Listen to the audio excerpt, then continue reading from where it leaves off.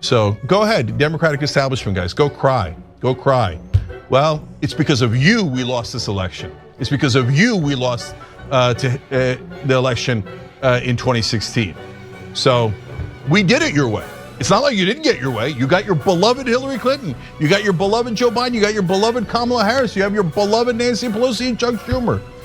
Wall-to-wall losses.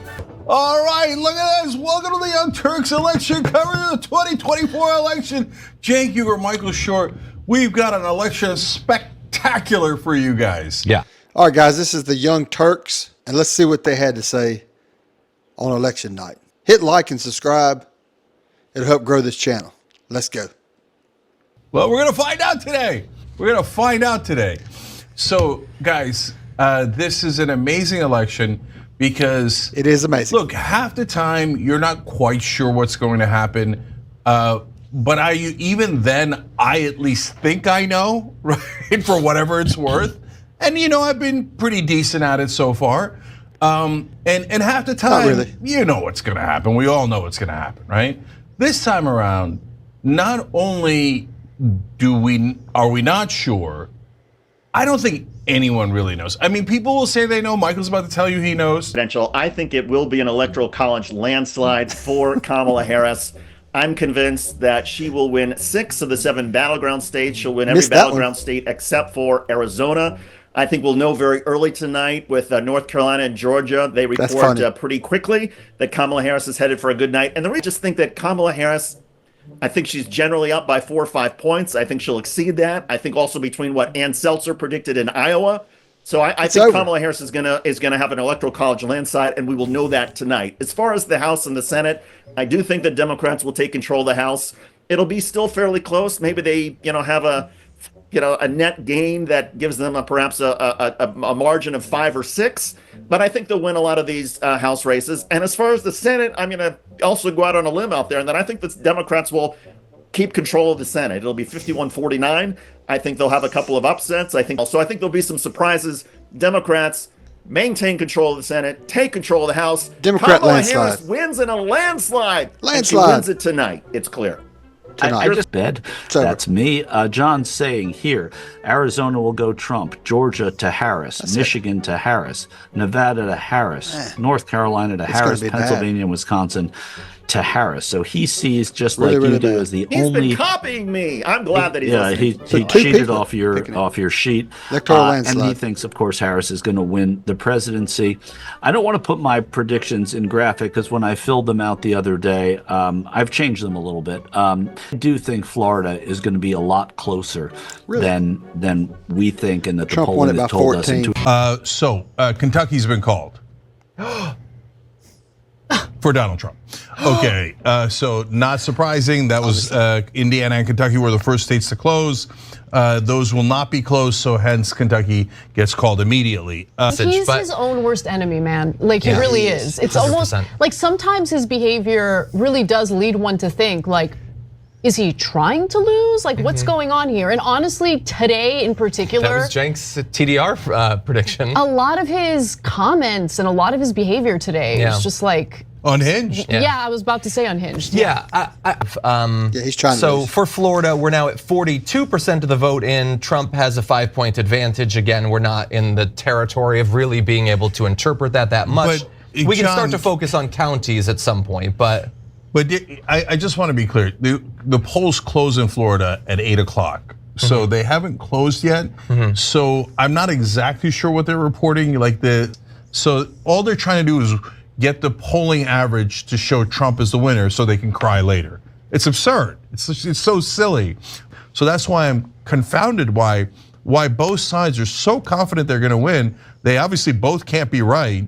And I think they're both massively overconfident. Well, there was a lot of excitement over what I think is an outlier poll, and that was the was it Seltzer poll? That's the Iowa poll. Yeah, the Iowa poll. So do you see that as an outlier, or do you think that's not necessarily? But then because she has a poll that's usually very reliable. She got one election wrong, but her track record is really good in getting almost all the elections right, and usually within a point or two. So she's one of the more reliable pollsters. So obviously we're curious about some things that could indicate that stuff is going to be better for Harris than we thought it might be. So in Florida, for instance, right now, what's he's doing to attempt to put his thumb on the scale in a racist fashion.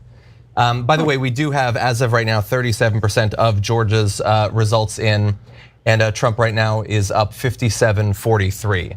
And maybe for this discussion, I should also point out that we don't have all of the Florida results, but it does look like Trump might be outperforming the final Florida polling that I saw by a bit. A lot. That is troubling.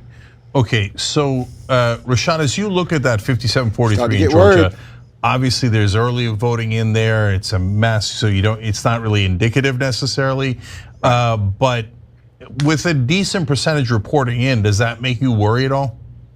Not yet. And Kamala Harris's team has bragged endlessly about how good their canvassing is, their ground game is, their grassroots strategy. Well, we're going to find out. We're going to find out if that was true or not. I am definitely worried about those Florida results. Of the counties that I've looked at, she appears to be outperforming Joe Biden. Oh, thank God. In those. Again, it's early. Don't come at me if it doesn't turn out that way. But it did. And we told you it in Florida when it was the opposite, that she was underperforming Biden in those areas. And so this could be a good sign, just as that was a bad sign that also seems to have been predictive. Money out of politics, higher minimum wage, etc. So no, that's not correct. Harris has not won South Dakota. So that's just a slip up there. So I didn't see the numbers, but I can tell you she didn't win South Dakota. Okay, so all right, it's Michael. Close. It's close. No, it's not, and it won't be. Florida has overperformed for Trump, certainly, and it's overperformed here in these ballot measures that had polled a little differently than this.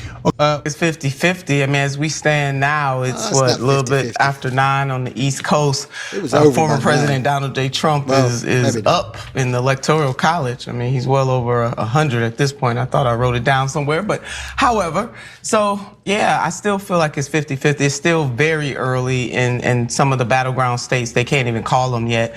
But as it turns out, just as you're on here, Ohio has been called. So Trump has won Ohio. Well, I knew he was going to win Ohio. Yeah. I predicted that. Yeah. So it's not surprising. Ohio used to be a swing state. Unfortunately, it's not anymore. It's largely ruby red. Yeah, it's largely red nowadays. So it was not expected to go any differently. So doesn't affect the chance of who wins or not. In fact, as we were talking, Texas has been called for Donald Trump.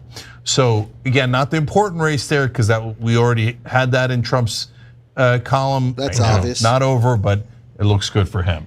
And right now that puts him at 177 votes in the Electoral College to Harris's 99. And I am hearing that Trump is calling to stop the count. Yeah, well, I mean, you're joking, but are you? Sorry, it's a couple hours off. He'll get to it soon. Don't worry. John, don't do that. Don't tease the people like that. Because it's totally possible. I know. The Trump team was saying that they were going to declare victory before all the results were in. To which I replied in my office, of course. And this is much more, that's already concerning. You shouldn't do that. And that's why people don't trust Donald Trump. But he was also reporting that House Republicans might not certify the election if Trump loses. They just sent me a text and says an NBC News exit poll in the state of Wisconsin shows that Trump has doubled his support among black voters in the state. I thought he was racist. Now, it's just an exit poll before our viewers. However, wow. I thought he was racist. It shouldn't be this close. I mean, am I the only one on the panel that thinks? Well, it shouldn't be this close, but clearly it did look close going into this election too, and whether or not it should or shouldn't, I don't think there's much of a surprise. I mean, nothing has floored me. And again, as this goes on, there's still that blue wall. And for Democrats who are watching this and are worried about North Carolina and worried about Georgia, places where there was promise and remains promise, certainly in Georgia, that's what was expected today. The blue wall is supposed to carry Harris president there, but it certainly could close. The votes that they're waiting for are mostly from districts and counties that would favor Kamala Harris. All right, next CYT reporter says this feels like a red mirage. It could be, and I hope you're right. And what a red mirage is Donald Trump gets more day of voters. The Democrats get more mail-in voters, and it takes a while to count the mail-in voters. So it looks like he's got a lead, but then last time Biden closed it because of that phenomenon, and maybe Kamala Harris will close it here, which goes to the point that Michael was making. This is a little bit similar to where we were with Biden. It doesn't feel that way, but I understand that point of view. CB1, okay, so guys, our last poll closed. I'll get you guys final numbers on how it did, but obviously a lot of people thought Trump was winning, but he was ahead by about, he was in the 80s when the poll closed. I didn't know. Live chat, who's gonna win the blue wall, okay? Yeah, the Senate I've been looking at, and it's not looking terrific right now. That's what I was gonna go to next. Sherrod Brown with 91% of the vote is down 5%. So well, there you go again. Yeah. So look, there's a reason why they didn't call it yet, and that reason is what Michael just explained to you. Giant population centers that lean Democrat have not fully come in yet, but it would be very surprising if Brown made up that big a difference with only 9% left report. We have we do. So at least the New York Times is calling North Carolina for Trump. So that's 2 calls. It's over. North Carolina for Trump. Okay, North Carolina's gone. That is an enormous moment in this election. This is when I knew it was over. She must hold the blue wall. Which we knew coming in. Trump wins North Carolina. It should say wins North Carolina again. This is not a pickup or a switch, but it's a state that the Democrats thought that they had a great deal of hope in this election, and they came closer than they have in a while.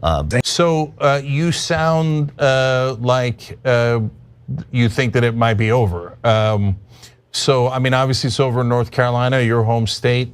I don't know how the consulting class gets fired. They're apparently impervious to being fired. They could lose to Ronald McDonald and then they'd still get rehired by these idiot Democrats. But from your mouth to God's ears, they should clean house.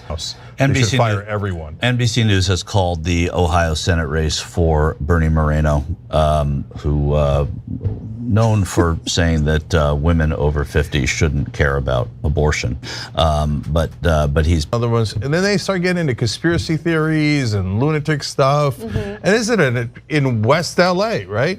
And then she starts talking about how, oh yeah, you know, black people, they're all in gangs. They all have 5 to 7 wives. What? And I'm like, what? And is that a well-known thing? Gang members have 5 to 7 wives? That's a lot of stamina. Right. So, but my point is that it might not be LA or Louisiana. It might be, but I don't want people to misinterpret me. I don't agree with Congressman Cohen about race being determinative in the race, in the campaign, etc. In Wisconsin, right now as things stand, 81% of the vote in, and he has about a 4-point lead in Wisconsin. And New York Times is saying that, and I've seen this move a lot, and not just today, but in all the races we've covered. So don't take it as gospel, but that sounds about right to me, that Trump has about a 75% chance of winning Wisconsin as things stand now. So if he wins Wisconsin, that is obviously a world of hurt and probably game over. And he's got about a 6-point lead there. In Michigan. Michigan. It's tightened in terms of the number of votes there, but not Cracking by the enough. blue wall. And it's going to at a certain point be difficult to find those votes. But we know what the map looks like. We know what has to happen. It's that blue wall of those 3 states. Trump is ahead in all of them. Trump is favored in all of them. But again, there's stranger things have happened, and they happened in some of these states just 4 years ago. So in Michigan, even though he has a larger lead, since less percentage has reported, he has a 67% chance of winning as opposed to Wisconsin where he has a 75% chance of winning. This is if the New York Times is right. And then in Pennsylvania, he's got about a 3-point lead, 2.8% lead, but 88% has reported in Pennsylvania. And New York Times has his chance of winning there at 79%. So right now, it would require a significant comeback of Kamala Harris. Again, they're not, and Trump folks you'll see with your own eyes. If Kamala Harris loses, they'll concede. They won't pretend that there was some sort of election fraud. They won't say that they won't put together a list of fake electors. They won't bum rush the Capitol. They won't do any of that stuff. But oh my God, if Kamala Harris comes back at this point and wins, when the Trump people are absolutely convinced that they're going to win, and the odds are with them, oh, the Trump people would be furious. I mean, they are celebrating right now. Oh, of course they are. And I don't blame them. I don't blame them. Yeah, I mean, it looks good for them. They should, in that way, celebrate. The House, I'm looking at these House races. The House is looking pretty good. A lot of these toss-up elections are going to Democrats, curiously, when you look here. As you look at the state of the race, what do you think? It's not much different than what we were saying before. It is what it is. It's a matter of it's the state of the country. So, but let's just wait and see. I've never been big on, if she was winning this way, I wouldn't be like, it's over at all. Why do that? It's crazy. Yeah, just see. We're not there yet. You'd be happier. All your wives. So people are nuts, man. They're really nuts. All right, JR, you're the best. 49.3% yes, 50.7% no to raise people's wages. So that's fun. If we can't win on higher minimum wage, what can we win on? I mean, Jesus, that's a slaughterhouse. People receive a lot of propaganda that their wages going up is a terrible, terrible thing. Unfortunately, inflation. It causes inflation. 64% as of right now. No is 64%. Yes. Oh my God! So that got slaughtered. Okay, we're doomed. Speaking of doomed, Georgia has just been called for Donald J. Trump. So Georgia's gone. Flipped it.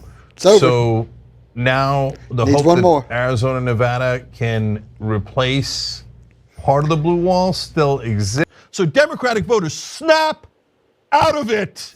He got angry. These guys are obvious liars. Fire them all. Don't have a heart attack. Fire them all. And if you don't, okay, then keep losing to buffoons, to obvious con men like Donald Trump. Keep losing and losing and losing and never figuring it out. All the stupid donor money, all it's ever done is lead to more losses. So if you don't fire them, you have no one to blame but yourself. Young Turks will be back. Michael, any movement? Heart attack. None to speak of right now. The blue wall is still what the Democrats are going to have to count on. It's a lot to count on. The former president is ahead of the vice president in all three states right now. Having to find right now 217,000 votes in Pennsylvania is becoming more and more difficult. Look in the trash. And it might even be more than that. It looks like it's about 20,000 votes in Pennsylvania. It's going to be tough to do. Everything has to go right now, and nothing has gone right tonight for the vice president. So, doesn't mean it can't. Was always my thought was that she was going to win by winning the blue wall, but she can also lose by losing the blue wall, and that seems more likely to happen than all of these dominoes to fall in her direction. Yeah, simultaneously. Yeah. We should remember we went to sleep in 2020 not knowing. Yeah. A very very similar sort of thing. There was some way. Yeah. Look, we don't know for sure. We're gonna have to wait and find out. I will say, one sign perhaps of confidence from Donald Trump is he had his press conference in 2020 the night of, and he's not having a press conference now, which I think is a sign of confidence. He went out there and declared victory knowing that he hadn't won. I think it was a sign of fear that he was going to lose. He wanted to shut things down. The fact that he is not rushing out to claim fraud, because again, elections are allowed to not be determined by fraud as long as he wins them. Right. If he ever loses them, then they're obviously fraud. And it's not a. I mean, it's because so far the blue wall is looking like Trump's border wall, kind of non-existent. He built 500 miles of it. I've been waiting all night to make that joke. Yeah, well, you finally got it in. Yeah, and by the way, again, he has exceeded a performance tonight in every sort of metric that you can look at. So it was the margin of error plus in most of these states. So all the swing states, as of this moment, are looking Trumpy, and the New York Times is saying that there is greater than a 95% chance of victory for the former president. And if that holds, I mean, you can only dispute as much as you can dispute. Right now, Pennsylvania is at 93%, and the lead there is 224,000 votes. So could it happen? Yeah, it could happen, but it's getting less and less likely the more this goes on. And one thing that I am bullish on is, in realistically so, is control of the House going to the Democrats. And that didn't happen. They are. So I'm still looking at the presidential race. The blue wall is there's a steadiness to the way these margins have remained. She's closed by a few thousand in a couple of the states, but we're starting to see it become very difficult to find votes, like we've been talking about. I mean, so it's just becoming more and more difficult to navigate that right now, and the next nominee is going to look a lot more like Tim Walz than Gavin Newsom, would be my guess. But we have a lot of time, and of course, I'm going to be finished covering politics by then. Well, let's hope so. You're out like Steve Cohen? I mean, a little bit. Like, I mean, no, I'm not making any, big promises tonight. You're so addicted to politics. You're not going to stop. To it too. Yeah, but I would be happy to be a travel reporter too, and just eat good meals. Air for you. It is like breathing air. Maybe I'll go into hockey reporting and move to Ottawa. And you're not going to be satisfied. I may be. Maybe I'll cover another country's politics. Maybe that's the cure. Move to Canada. You're not good at this one. I do love politics, and one of the things that I think where I find a little bit of solace is, look, I think the majority of Americans, including those who vote, for the right, are good people who want good things in this country. There's a lot of frustration among the electorate. There's a lot of anger regardless of how this turns out.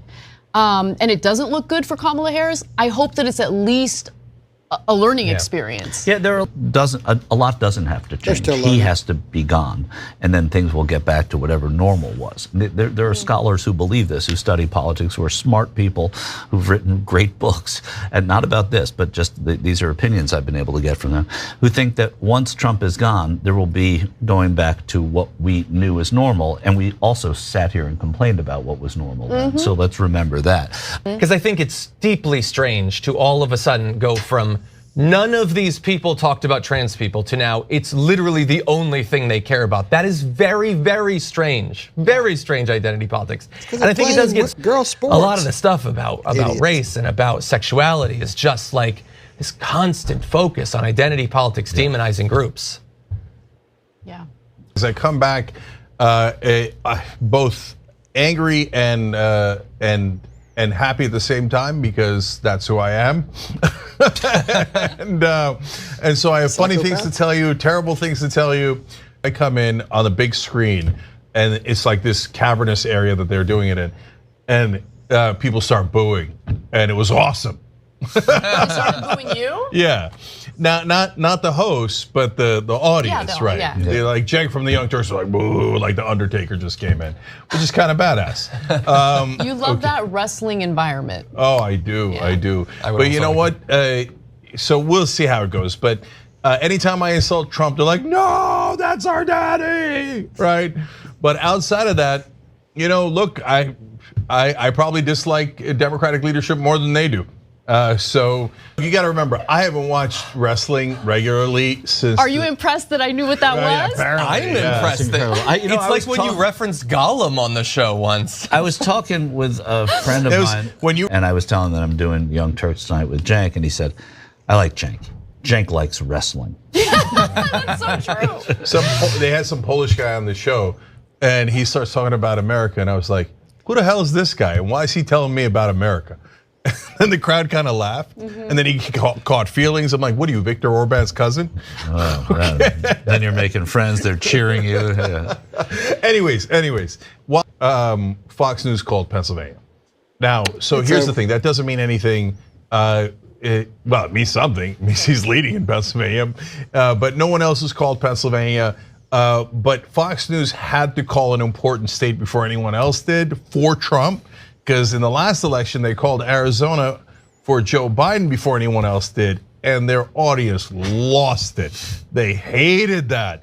So they had to make amends by going, we'll go first. Trump won Pennsylvania. Okay. Now, the reality is he probably will win Pennsylvania, right? But is it locked in? Probably not. Did they want to be first? Yeah, okay. So they think it's already over. And guys, at this point, it doesn't look good. We certainly have to acknowledge that. There's nothing that looks good right now. I mean, the Wisconsin and Michigan look, as they look gooder than the other things, but they don't look good. The Democratic leadership, the Democratic Party, the establishment Democrats, they did this to you.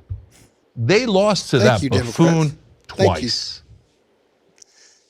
So don't tell me how bad Donald Trump is. Don't tell me how crazy Donald Trump is if you lost to him twice. So because what you're doing is you're telling on yourself. You're saying, I'm so incompetent that I couldn't beat Donald Trump, who barely breaks double digits in IQ, who says the most outrageous, ridiculous things. And you couldn't beat him. And even the one time they beat him, it was by 43,000 votes in 3 swing states in 2020. This Democratic leadership knows nothing. They know nothing at all other than donors, please give us money. We'll do anything for you. We'll do anything. I'm begging you. And so you did. Kamala Harris, you did just like Hillary Clinton did. You way outraised Donald Trump. You thought money was the answer. What happened? But they're not even bothering to win anymore. That was the most boring, terrible campaign I've ever seen by Kamala Harris. She spent some portion of the campaign hiding out in a basement. Yep. They put Tim Walz nearly permanent basement status. They said that Joe Biden had these amazing legislative accomplishments. They never ran on him. And it turns out they weren't popular. Just like we told you here on the Young Turks. And who was right and who was wrong. At some point, you have to listen to people who have been right instead of people who have been wrong over and over and over again. We say that Donald Trump is unstable and unhinged, and I think that is true. But you know that old saying about how insanity is doing the same thing over and over again and expecting a different result? So how crazy are we if we just go back to the Joe Bidens, the Nancy Pelosi's, the Chuck Schumers, the Kamala Harris's, the Hillary Clintons, the same Please don't stop. Dumbass people who have been taking donor money, taking it and delivering no results. The Democrats have enormously popular economic policies, but they never actually pass them. It was their fault. And I guarantee you after this election, do you think that Kamala Harris and the rest are going to learn their lesson? There's no chance of that. Instead, they will blame their voters first. They'll talk about, the Arabs and the Muslims, they were the problems in Michigan. They'll talk about young black men didn't turn out. Women should have turned out more. We Latinos, how dare they go with a racist Donald Trump? And the thing. It's just, I'm so sick of the refusal to do any self-reflection at all and to lash out as if the electorate, like the onus is on the electorate to get them elected. Like they're entitled to the voters working for them. And it's like, no. You're running to be a public servant. They have forgotten that, Cenk. No, absolutely. And so they're just totally disconnected. They're disconnected from average, everyday Americans. And that's why I think the Democratic Party has been bleeding support from, marginalized communities that, the Democrats purport to be the representatives of. But are you really representing them? What have you done to make their lives better? I mean, look, I get that tonight is depressing for a lot of people, but at the same time, I'm not shedding a tear for the Democrats, okay? They deserve this.